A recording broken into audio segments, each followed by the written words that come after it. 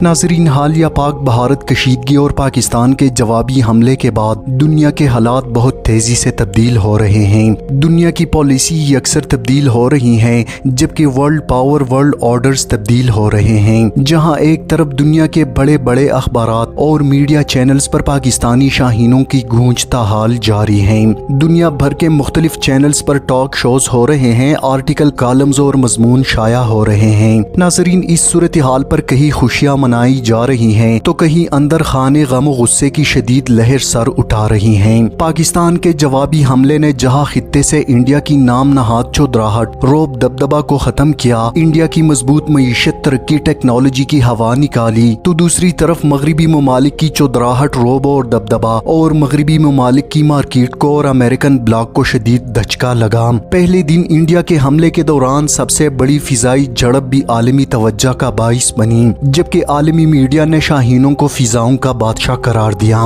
नाजरीन, पाकिस्तान ने न सिर्फ राफेल को गिराकर राफेल के नाम को और मार्केट को डबोया, बल्कि फ्रांस और इसकी मार्केट को शदीद तरीन धचका पहुंचाया। इस फिजाई झड़प के बाद इंडिया ने इसराइली साख्ता ड्रोन पाकिस्तान में दाखिल किए और पाकिस्तान ने इन ड्रोन्स को भी कामयाबी से ढेर किया। बिला आखिर इंडिया की बढ़ती हुई जाहिरियत के जवाब में पाकिस्तान ने इंडिया पर जवाबी हमला किया और पाकिस्तान ने इस हमले में S-400 को कामयाबी से तबाह किया। साइबर अटैक करके इंडियन गवर्नमेंट के तमाम सिस्टम को फेल किया। इंडियन गवर्नमेंट और जंगी हेडक्वार्टर समेत तमाम अहम तरीन मुकामात की CCTV कैमरों का कंट्रोल हासिल किया, जिसके बाद इंडिया के एयर बेसिस को कामयाबी से निशाना बनाया और एक बार फिर राफेल गिरा कर और एयरक्राफ्ट को इंडिया के शेलिंग से महफूज रखते हुए पाकिस्तान वापस आ गई। मुख्तसर वक्त में बेहतरीन दंदान शिकन जवाब देकर न सिर्फ इंडिया को घुटने टेकने पर मजबूर किया, बल्कि इंडिया को मजबूर किया कि इंडिया ने फौरी तौर पर जंग बंदी कराने के लिए अमेरिका, सऊदी और इमारात से राब्ते किए।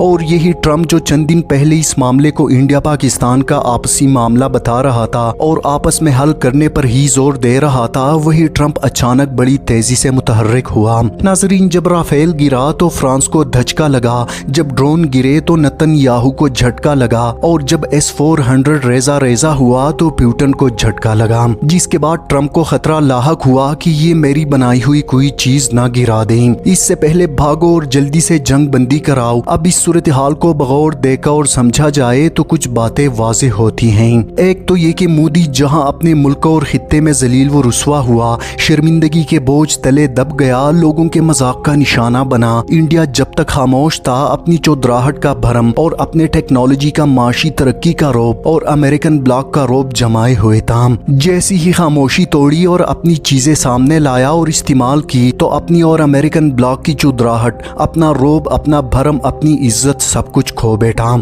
अब मोदी और इंडिया एक और परेशानी का शिकार होंगे और वो ये कि अमेरिकन ब्लॉक के गुस्से का शिकार होंगे। बल्कि अब इंडिया को एक बार फिर जंग में धकेला जाएगा और इंडिया मोदी को ना चाहते हुए भी इस जंग में कूदना पड़ेगा, क्योंकि इस जंग के नताइज और इसमें जितनी जलालत हुई वो दरअसल अमेरिका, इसराइल और इसके ब्लॉक की हुई। इस वक्त दुनिया में दो ब्लॉक है, एक चाइना और एक अमेरिका इसराइल का। चाइना भी जंगी साजो सामान बनाता और बेचता है और अमेरिकन ब्लॉक भी। अब पाकिस्तान ने अमेरिकन ब्लॉक की तैयार करदा टेक्नोलॉजी, राफेल ड्रोन और एयर डिफेंस सिस्टम को तबाह किया। इसका मतलब ये है कि दुनिया के सामने अमेरिकन ब्लॉक का तैयार करदा जंगी साजो सामान नाकिस साबित हुआ और चाइना का तैयार करदा साजो सामान बेहतरीन साबित हुआ। अमेरिकन ब्लॉक का तैयार करदा आलात हर्ब की मार्केट एकदम क्रैश हुई, जबकि चाइना की मार्केट अचानक जंप कर गई, जिसके बाद अब दुनिया खसूसन अरब ममालिक दिफाई साजो सामान के लिए चाइना की तरफ देख रही है। अगर अरब ममालिक चाइना ब्लॉक की तरफ जाते हैं तो अमेरिकन ब्लॉक अपना रोब, अपनी चौधराहट और अपनी वडेरा शाही से हाथ धो बैठेगा।